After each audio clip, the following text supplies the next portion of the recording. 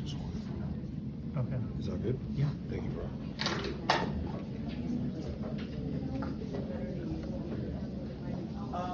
I would represent.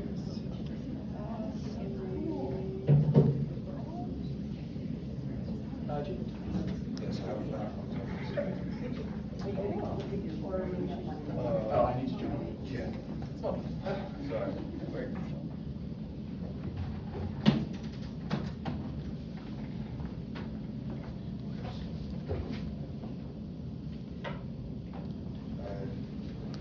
Hi, my name is Keoni. I'll be speaking to you today about children of incarcerated parents and the justice impact leaders involved, or a few.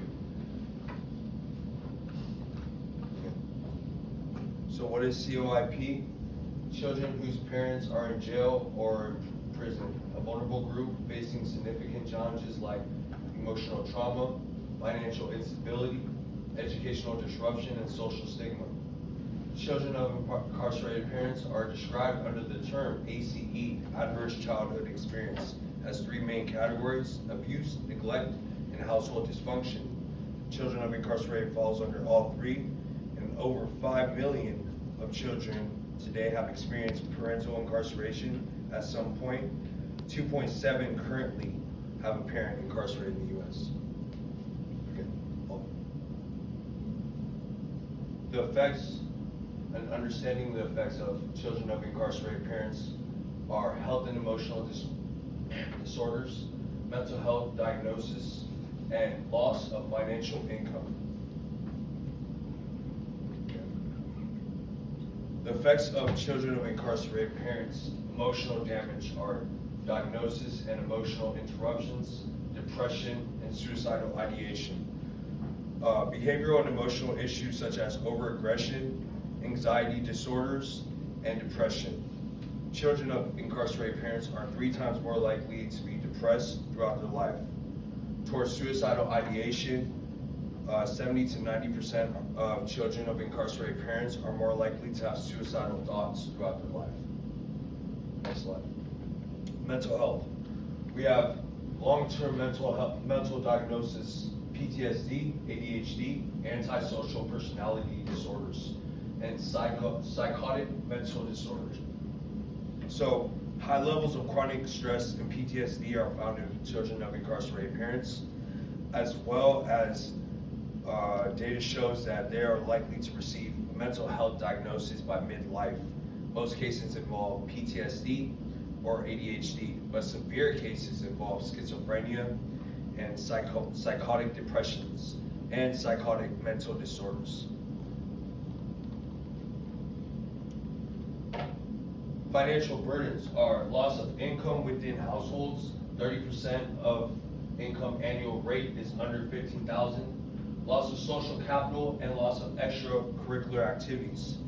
Financial income disadvantages are seen through about 50 to 65% of children with incarcerated parents live in a low income or poverty households.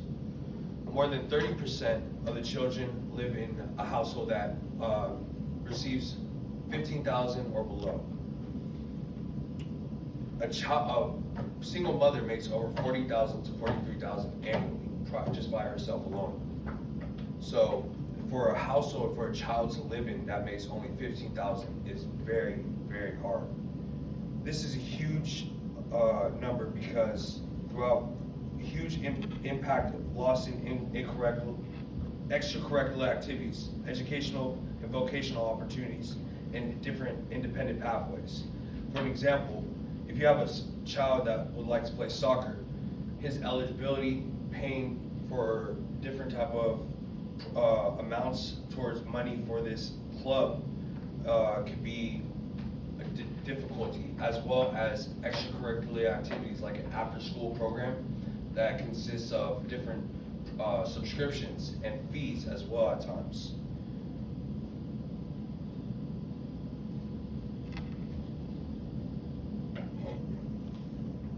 The 3 justice impact leaders I will be presenting today are Yasmin Arrington, Anya Young, and Tony Lewis Jr.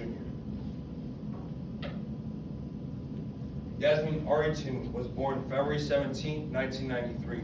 She grew up in Washington, D.C., and her father was incarcerated at a young age. Her grandmother raised her because her mother died at a young age as well. At 16, she created a nonprofit organization named Scholarships while still in high school. It provides scholarships, mentorships, and emotional support to children of incarcerated parents. In her late teens, she continued to work with scholarships and graduated from Elon University in 2015. She received the Peace First Prize and Regional Innovation Awards. Recently, she's been nominated and awarded as Top 10 alumni at Elon University in 2021. This is Anya Young. We don't have an exact birth date, but evidence shows she was born around 2001. Her father was incarcerated when she was 9 years old. Profoundly, this changed her life forever. Her grandmother and her grandparents raised her. She created a teen self-guide book at the age of 16 called Teen Guides to Living with Incarcerated Parents. She works with myfairygodparents.org. It's as a youth coordinator. She's done that. She's done that since she graduated, or prior to graduation of University of Southern California in 2023, with as an honor graduate with magna cum laude. Today, she still works with myfairygodparents.org, and she continues to help out children that are in this situation and condition. This is Tony Lewis Jr. We don't have an exact birthday as well for Tony Lewis Jr., but we know he's close to around 40 years old, maybe a little bit older. His grandmother raised him. He grew up in poverty as well. Tony Lewis Jr. seeked out to find mentorship and a self-will of freedom and justice within his community and his background. He also wanted to do this for people that were in his community that needed this justice impact.